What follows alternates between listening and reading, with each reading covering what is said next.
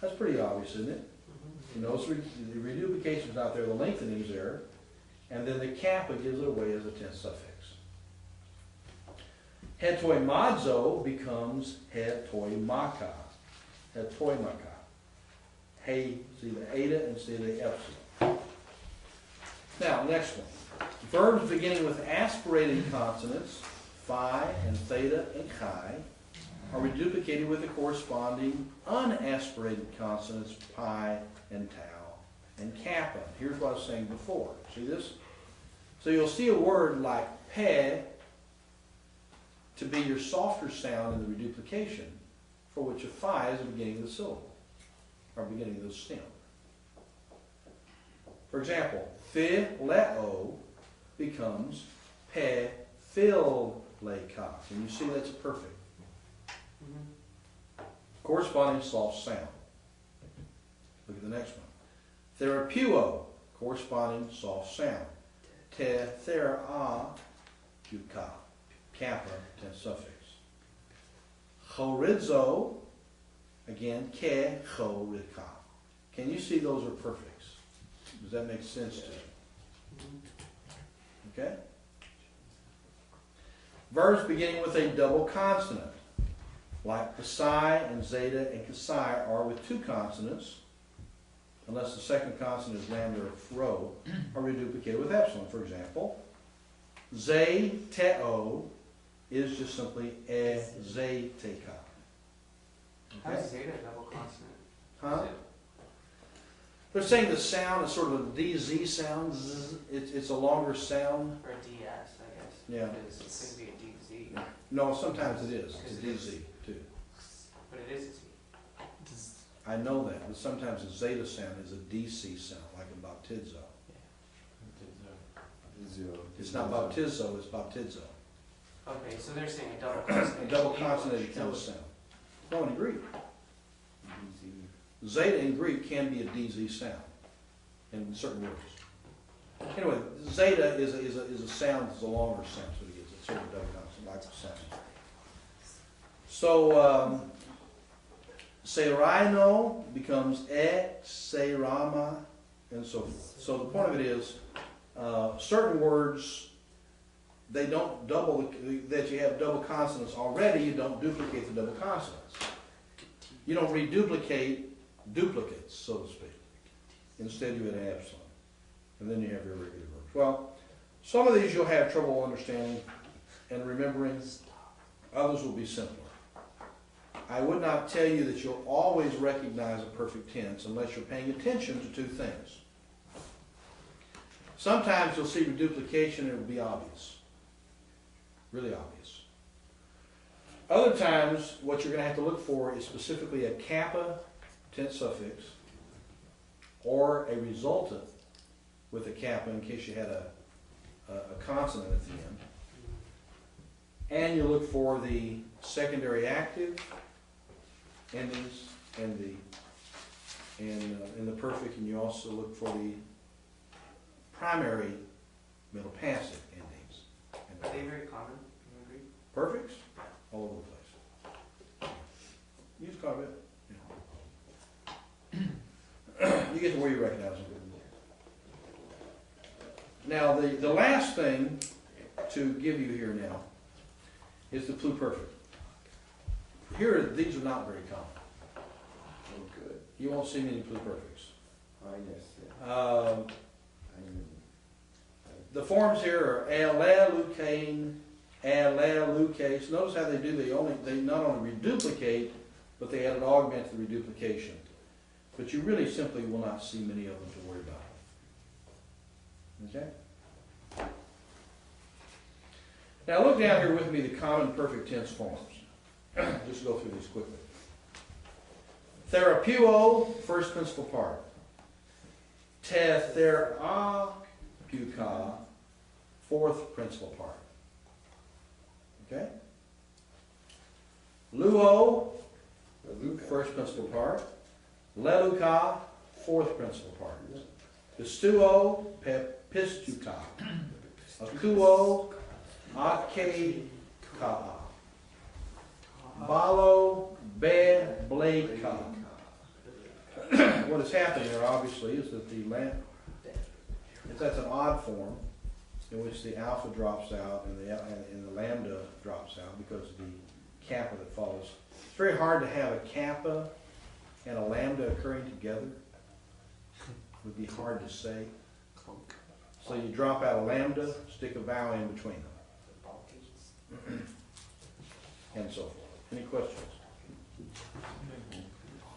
Well, you need to read through that. You will not be responsible for the lesson 15 next time, but you should at least be familiar with it. And he will go through that again and move into 16 and 17. I'd be sure I had 13 and 14 down well for the exercise. All right? To the primary ending, like usi. See that? Although notice it does have an alternate form, on, which would be consistently the secondary endings. Now you may say, what do you have? Asi and on, which one is it? It's both. Depends upon word, depends upon where it came from. Remember, the language of Greek had 4 basic dialects that eventually coalesced into one. But oftentimes would retain forms of both. People used them differently. Some people said Asi, some people said on, so you get both sometimes. Not the same word necessarily. Could be. Sometimes different words, sometimes the same word. Varies. Okay. 2 characteristics distinguish the perfect active, reduplication, tense suffix ka. Rather than sa, it is ka. All right.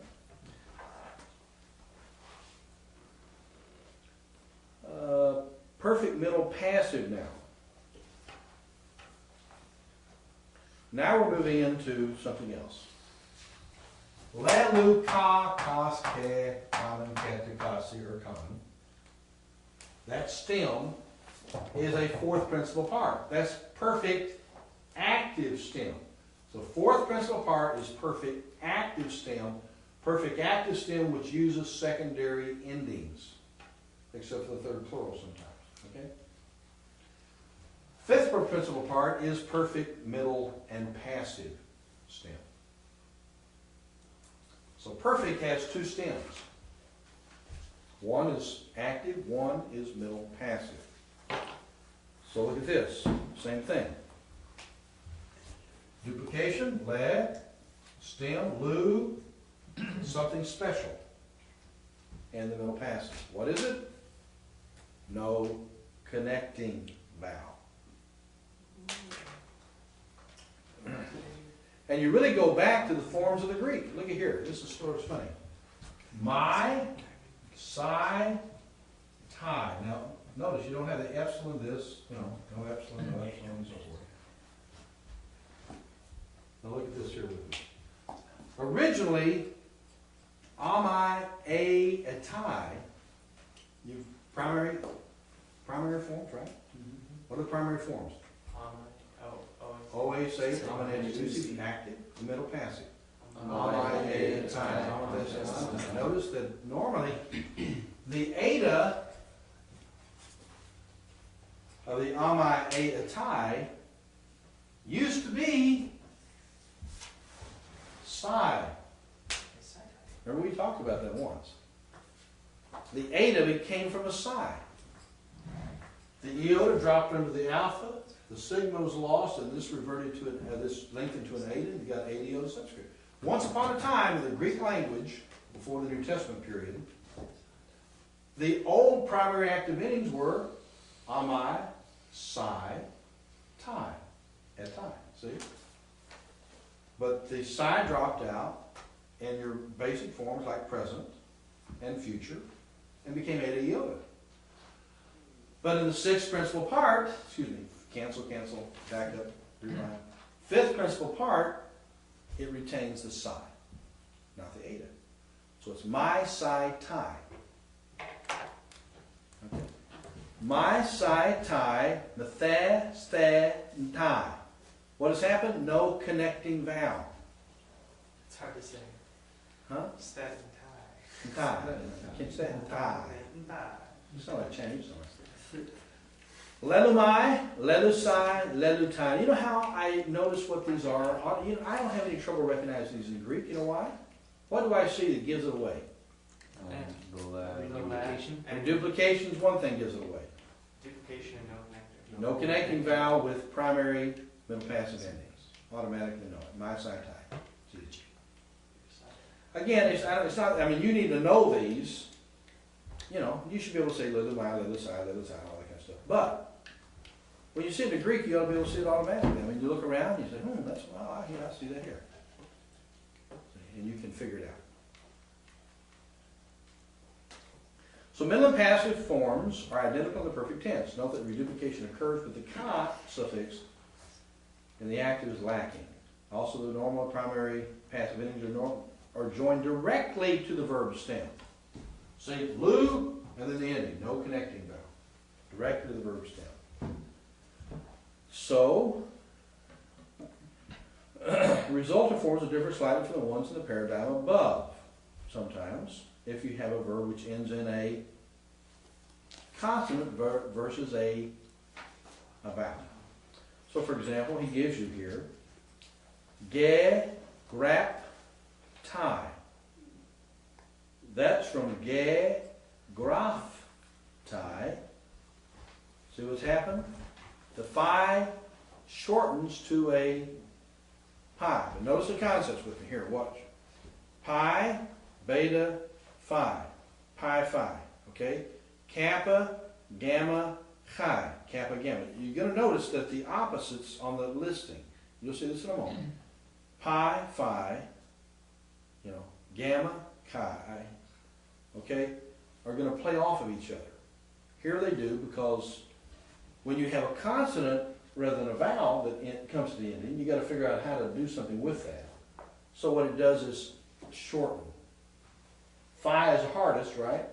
Pi is the softest. Chi is the hardest. Kappa is the softest, right? And so it plays that. What about like delta?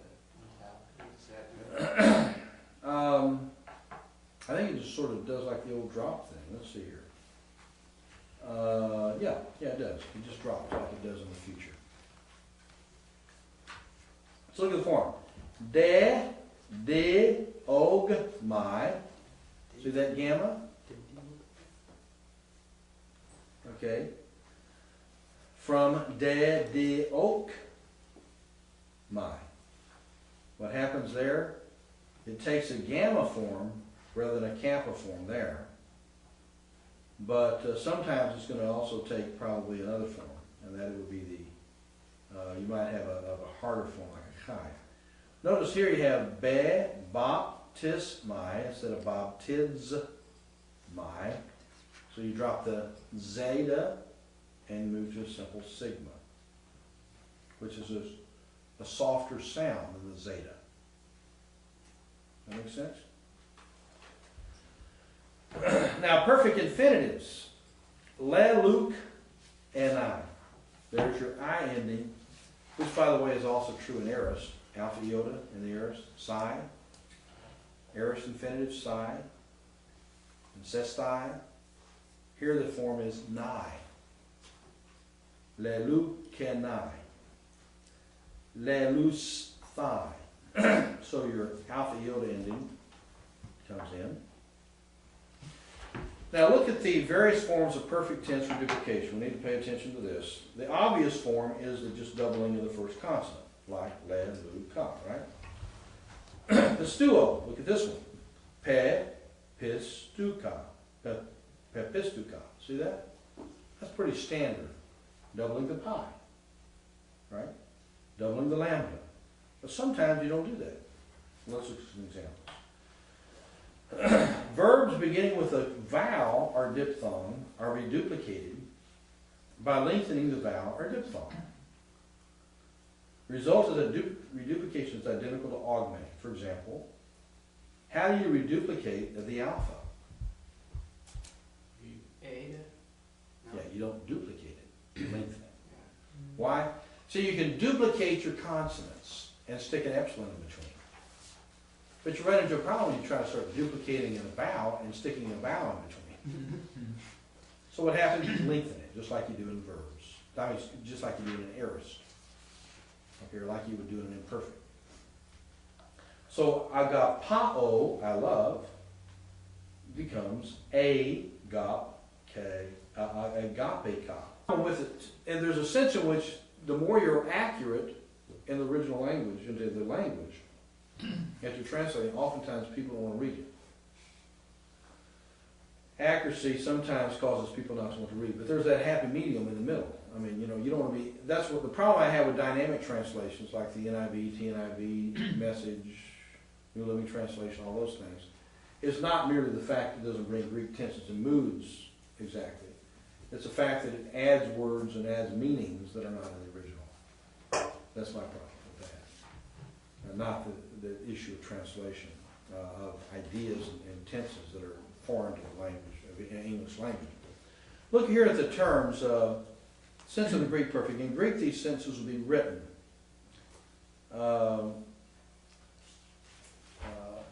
Palakis altas ace elthen or ace erkatai ace ta hieron. Well, they're saying here he has gone to the temple.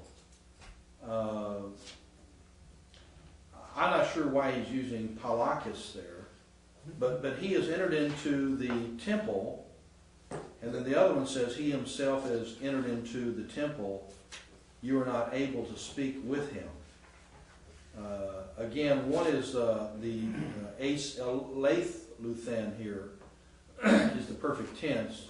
Dennis the legain, you can see that's simply the use of dunamai, and legain is the present infinitive. I'll be honest with you, I'm still not sure why he uses this example. I don't know. I would think there's far better that one could use. Maybe like in the Greek, or in the English, it doesn't necessarily imply that that's why you can't speak with them. It doesn't apply to the Greek either, though. Well, wouldn't the use of the perfect make it imply that? Well, the perfect tense, yes. I mean, what I'm not sure of is why he has the rest of the statement as to, remember his statement initially? Important to know that Greek perfect corresponds only in part to the English. Consider these examples, and he's written the two. He says both these sentences use the English perfect form. He has, but only the second corresponds to the idea of the Greek perfect. Well, he's true in the sense that he's, in the first example in Greek, he's using the aorist. Ace elthen is the aorist, second aorist. Remember you saw that form? Ace erkamai to ace elthen. And it's true that the second is a Greek perfect. I just don't know why he adds the other statement. This doesn't relate to it. In other words, if you leave off, you're not able to speak with him, just forget about that and go to the perfect. He has gone to the temple and he's still there, is what you mean in the perfect tense. I think he kind of explains it. He says it implies that the action of going into the temple has a present result. He's not here. So he's like more like wanting us to read into it. Yeah, but that's not, see, that's not evident in Greek. They should have like a therefore, so. Yeah, that might be okay. It's implied, I think. The point of it is, though, I just want you to understand, the action happened in the past. It's finished. An action happened. It's completed. But it has results to the present. Not to the future. To the present. From the present standpoint of the author or speaker. He's not speaking to the future. Okay? This one, for by grace have you been saved through faith, and this is not out of yourself, it's the gift of God. That one. Sesomenoi, it's a perfect participle. For by grace, which is, I think, tegar kariti, sesomenoi, if I remember how this reads in the Greek. Tegar kariti, sesomenoi, de altu, kai tuta, ex humon. Is that correct? I just got here. Me too. Tagar, Karati, Esta, Sis. Oh, it's using a me, so it's Esta sesomenoi. Yeah. Sesosmenoi. Yeah. Sososmenoi. what's happening there is what you call a periphrastic. It's adding the me and the participle together. Okay. So somenoi. Dia pisteos. Dia. Or pisteos. Mm-hmm. Kai tutu up ex humon theu to doron. Mm-hmm. Uk ex ergon kina metis. Alcase atai. Aute or autu gar esmen. Poi ema. And that's it. That's enough. Yeah. Okay. Yeah. Now, the thing I want to talk about is the perfect tense here, the sesomenoi. The sesomenoi is saying, for by grace you were saved, happened, and that salvation, the results thereof, continue to the time of the author, the present, the future, the present time. It does not say the results continue to the future time. I'm not debating that, but I'm saying the text doesn't indicate it. The tense doesn't talk about the future. It only talks about it from the standpoint of the author at the time of the writing. Okay? Now, by the way, some people let theology rule grammar instead of grammar rule theology. Because I guess you could say like he's in jail, and like that's something at the time you could say it's something that. He was put in jail and he's Yeah. still in jail. Mm-hmm. But at one point in time, he could not be in jail. He got a life sentence. He could still get out. Well, without parole. All you're saying, if you say he has been put in jail and is still in jail, perfect tense. Yeah. Doesn't state anything about whether he's going to be let out sometimes. It's irrelevant to the tense. Is there any Context tense, may indicate it, but not the tense. is there a tense that would indicate that? Nothing I know of. How would you say that? Would you just say in Greek and he will not get out? I'd probably say he will not get out now. So, he'll forever be in there. In other words, you have to determine by the context, by the context of what's being said, not by the tense of the verb. It's important that you do not make Greek say what it doesn't say, to make your theology say what you want it to say. Yeah. So if you were paraphrasing that, you would say, for by grace you've been saved through faith, and that There's not, salvation, I'm not going to debate that issue right now. I was just wondering what you meant. Well, I have a view on that, but it's not the point to discuss it. The tuta does refer as a neuter to something other than merely the nouns, which are feminine. And there's a law for what that is, and we're not going to cover it now. But this is not out of yourselves a gift of God. The point that I'm making with the semenoi there is that it says, for by grace you were saved and still are saved through faith. It's not debating the question of what will happen in the future. It's just not in the text. Now, let's go on to 84. Again.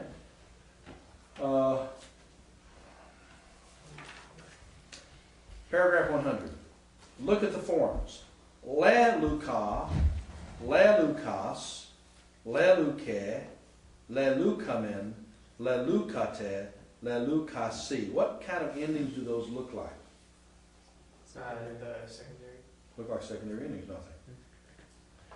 nothing. Notice the 2 paragraphs down. Although the perfect tense is a primary tense, its endings in the active voice, hear that? Active voice. Hear that? Active voice. Making a point here. Are almost identical to the secondary endings of the aorist tense. Only the third person plural, the asi, has a primary tense ending. And even here the alternate form, nu, resembles the aorist. So the thing you got to recognize is that in the active, the perfect tense follows the primary. In the perfect active, it follows the secondary active endings. It does not in the middle, just the active. You with me? So it's ase, amen, ete, asi. Because there it reverts. Let's continue on with lesson 15, page 83, vocabulary first. Now for the assignment next time, you're only required to do the odd for lesson 13, practice exercises, even for lesson 14. That's what's required of you. Also, the English to Greek in both chapters. Also, obviously, be knowledgeable about the forms in case he asks you to give him the secondary active forms of whatever, the problem. You need to be able to know the forms. But that's for next time. Lesson 15, I'm going to go over tonight. Be sure you understand it. And then next time he will review lesson 15 again. And then probably go into lesson 16 and maybe even into 17. We'll see how far he can go. That's his decision. But right now, lesson 15, I want you to be sure you understand the fourth and fifth principal parts. We've done first principal part is the stem for the present tense and the imperfect tense. Present tense using primary tense endings, imperfect using secondary tense endings, which also means it uses an augment or lengthening. Second principal part, the basis, is the primary tense called the future, which uses the primary tense endings. Let's see, if you still don't know what primary and secondary tenses are, you're in trouble. Let's see if you understand that. 24 forms, I've told you from the beginning. Then all of a sudden this will make sense to you. You can figure this stuff out. You can. I don't go through and remember. I look at this stuff, I don't pay attention to it. I you just sort of look at it. Okay? So, and you understand how the stem endings can affect it with a sigma, how it forms. Okay, you understand that. Aorist, first and second, the difference is they both use secondary tense endings, right? Because it's a secondary tense. And so the difference between the first and second has to do with the formation of the stem. First aorist uses a sigma and the augment, because it's secondary. And second aorist uses the augment, but without the tense indicator because it changes the stem. That's how it makes a difference. Okay?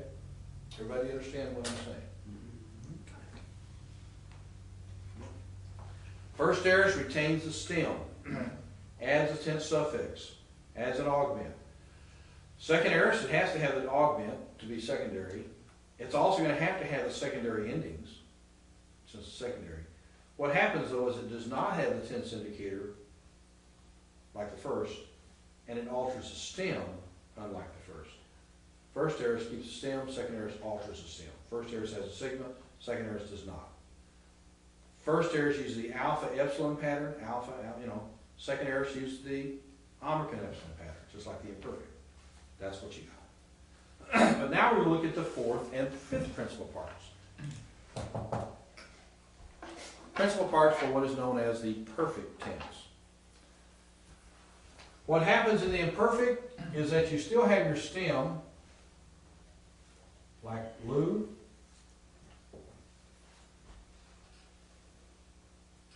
Right? The only difference is the perfect is not with a cap, is not with a sigma, but with a kappa. Not with an augment, but what they call reduplication. Instead of add loop, it's lambda loop. See what is reduplicated? Lambda. We'll also find that it reduplicates in certain forms a little differently, but you'll be able to recognize it. It's a play between the pi and the phi, for example, and the cap and the chi. The gutturals and the labials and so forth play in the reduplication. But you'll notice it right off. So reduplication is duplicating the beginning of the stem and adding the epsilon. This is not an augment, it's a reduplication. The reason why you have the epsilon is to separate the two lambdas. So let's look at it. This is the fourth principal part. We'll also look at the fifth principal part in a moment. Before I go into the forms, let's talk about the significance, and I'm going to talk about the fifth principal part in a minute. But let's go into the significance of the perfect tense. The perfect tense denotes an action, and remember these are always from the viewpoint of the speaker or the writer. An action completed in past time with an effect that continues into the present. I died. Could be a perfect tense. I died and I'm still dead. But you couldn't be saying I died. What? Couldn't be saying say Well, okay, he died. Okay, good. He died. He is still dead. All right? I understand. Not most people who die don't say they're dead, especially if they're still dead. So he died. He's still dead. It is written ge grap tie.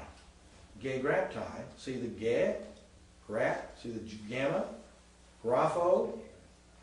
Ge grap. See the gamma gamma. Gamma epsilon gamma. It's like lambda epsilon lambda. See. Ge grap tie means it is written. That is, it was written, and it's still written. See, somebody wrote it down, and after they finished writing it down, it's still written. See the difference? That's what we mean by perfect tense. Something, an action that's complete in the past, but results continue to the present. From the standpoint of the speaker or the writer. Okay. I fill the cup is equivalent to saying I fill the cup and it's now full. To realize the Greek perfect corresponds only in part to the English perfect tense. Consider, he has often gone into the temple. He has gone to the temple, you cannot speak with him. Both these sentences use the English perfect form. He has. But only the second corresponds to the idea of the Greek perfect tense. Quite honestly, I don't see that makes a lot of sense. This is not one of the best examples I've ever seen of this. He has gone to the temple, you cannot speak with him, are different concepts. Like he's gone to the temple. If I say he's gone into the temple and he's still in there, then that would be a perfect tense in Greek. I'm not sure what he's done here. Well, saying you cannot speak with him implies it. He's still there. I know, but you cannot speak with him does not necessarily directly correspond to he's gone to the temple. I mean, you might not be able to speak with him for many reasons. Maybe he died. You know what I'm saying? What I'm saying, the Greek perfect tense, whatever you're talking about, should directly relate to that action. He's gone into the temple and he is still in the temple, would be what I would use.